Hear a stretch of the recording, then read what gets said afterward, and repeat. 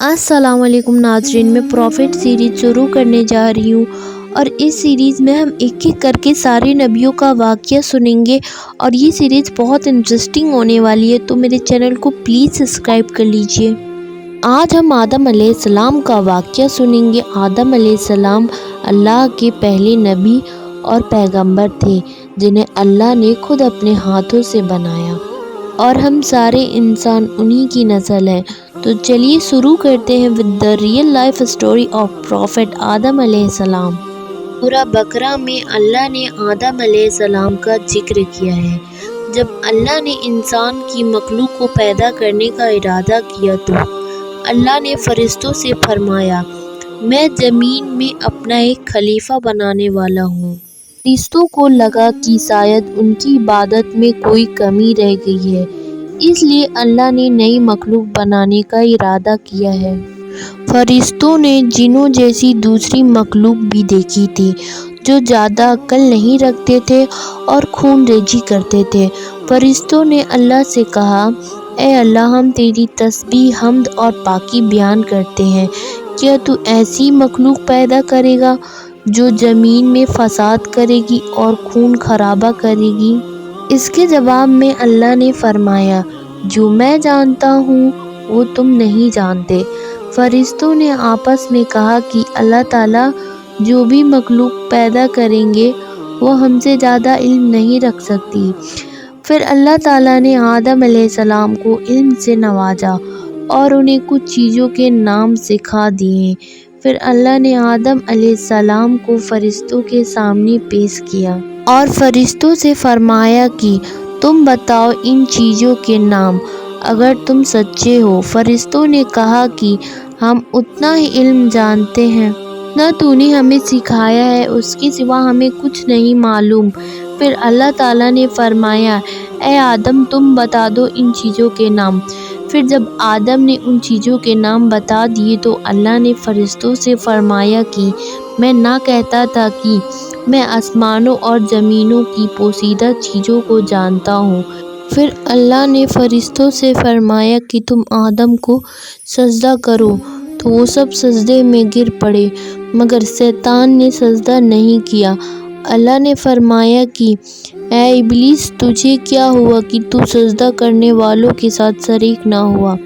شیطان نے تکبر میں آ کے کہا کہ میں ایسا نہیں ہوں کہ انسانوں کو سجدہ کروں، جسے تو نے کھنکھن ہوئے سڑے ہوئے گارے کی مٹی سے بنایا ہے، میں اس سے بہتر ہوں۔ تو نے مجھے آگ سے پیدا کیا ہے اور اسے مٹی سے پیدا کیا ہے۔ اللہ نے شیطان سے فرمایا، یہاں سے نکل جا، تو مردود ہے اور تم پر قیامت کے دن تک لعنت برسے گی۔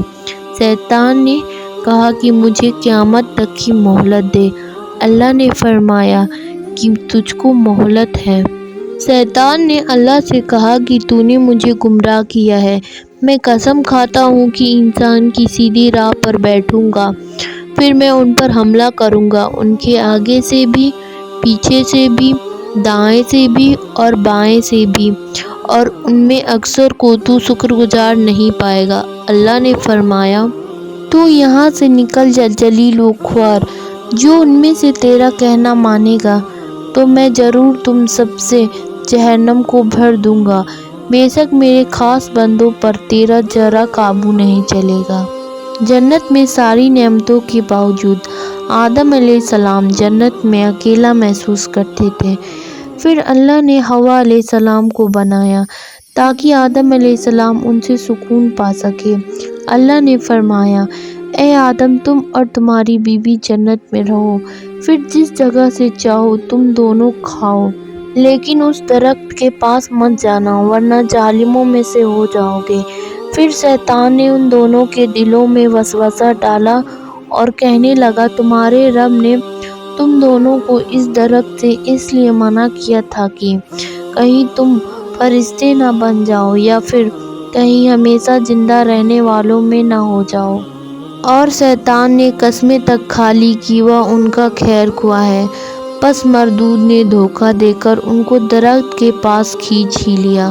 جب حضرت آدم علیہ السلام اور حوا علیہ السلام نے درخت کے پھل کو کھا لیا تو ان کی سطر کی چیزیں کھل گئیں اور وہ درختوں کے پتے کو توڑ توڑ کر اپنے اوپر چپکانے لگے اور سطر چھپانے لگے۔ پھر اللہ نے ان کو پکارا اور فرمایا، میں تم دونوں کو اس درخت سے منع نہ کر چکا تھا اور یہ نہ کہہ چکا تھا کہ شیطان تمہارا کھلا دشمن ہے؟ حضرت آدم علیہ السلام اور حوا علیہ السلام نے کہا کہ اے ہمارے رب، ہم نے اپنے اوپر ظلم کیا، اور اگر آپ ہمیں نہ بخشیں اور آپ ہم پر رحم نہ فرمائیں گے تو پھر ہم ضرور تباہ ہو جائیں گے۔ اللہ نے فرمایا کہ تم سب جنت سے نیچے اتر جاؤ، اب سے تم ایک دوسرے کے دشمن ہو اور تمہارے لیے زمین پر رہنے کی جگہ ہے اور ایک مدت تک نفع حاصل کرنا۔